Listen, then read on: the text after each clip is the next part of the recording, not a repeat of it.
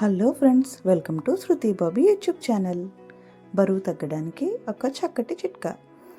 వెచ్చటి నీటిలో నిమ్మరసం కలుపుకొని ప్రతిరోజు ఉదయాన్నే తాగడం వల్ల వెయిట్ లాస్ అవుతారు. ఒత్తిడి తగ్గడానికి రెమెడీ.